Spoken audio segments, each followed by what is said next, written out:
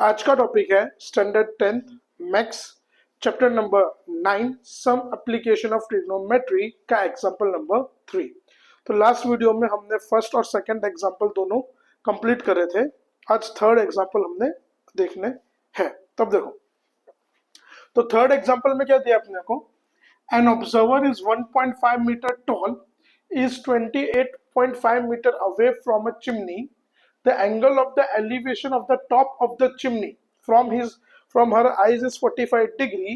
What is the height of the chimney? अब यहाँ पे क्वेश्चन समझो। एक बड़ी सी चिमनी है, जैसे जो फैक्ट्रीज में होती है जहाँ से धुआं निकलता है।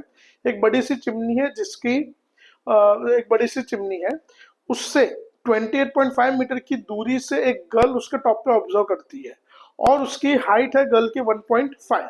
अब हमको यहाँ पे चिमनी की हाइट फाइंड करनी है। तो देखो, तो सबसे पहले हम लोग यहाँ पे ये लेते हैं हमारी चिमनी, ये लेते हैं गर्ल, ठीक है। देखो यहाँ पे अब जो गर्ल की हाइट है वो है 1.5। गर्ल की हाइट कितनी है? 1.5। अब यहाँ से गर्ल जो है वो चिमनी के टॉप पे ऑब्जर्व करती है।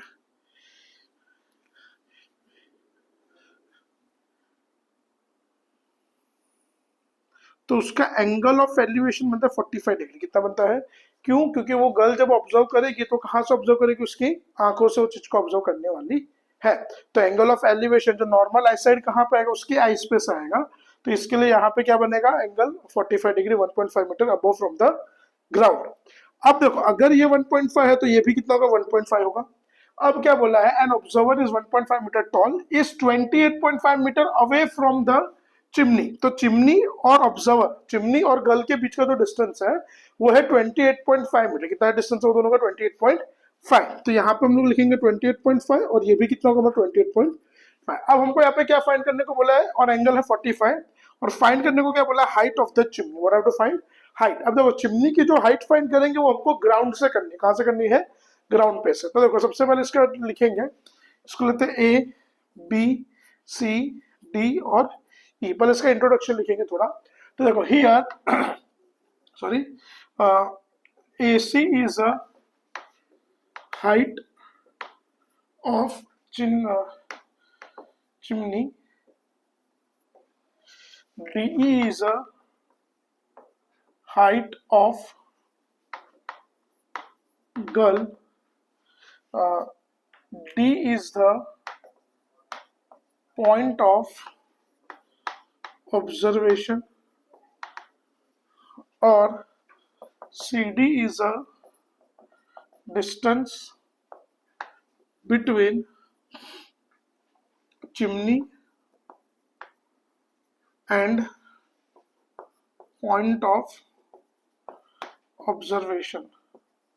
तो ये दोनों के बीच का डिस्टेंस है। तो सबसे पहले आप देखो इधर, here DE will be equal to BC will be equal to 1.5।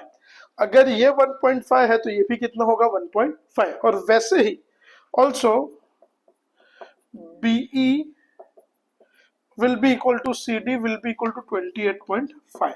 अब अगर ये 28.5 है तो ये भी कितना होगा? हमारा 28.5 होगा।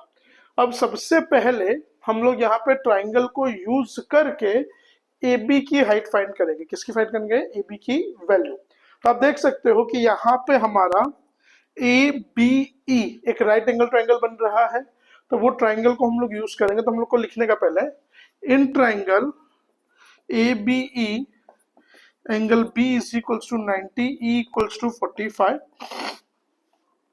अब देखो, अब यहाँ पे हमारे पास एडजेसेंट की वैल्यू है, हमको अपोजिट चाहिए।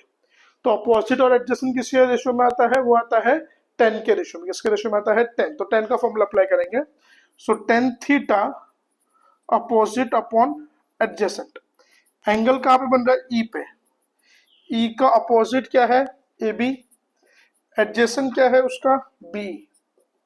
अब E पे एंगल कितना है? 45। तो 1045 equals to AB upon BE की वैल्यू क्या है? 28.5। सो 1045 की वैल्यू होती है टेबल में 1, AB अपॉन 28.5। तो AB is equal to 28.5 metre. चलो ये तो ए बी की वैल्यू मिली 28.5।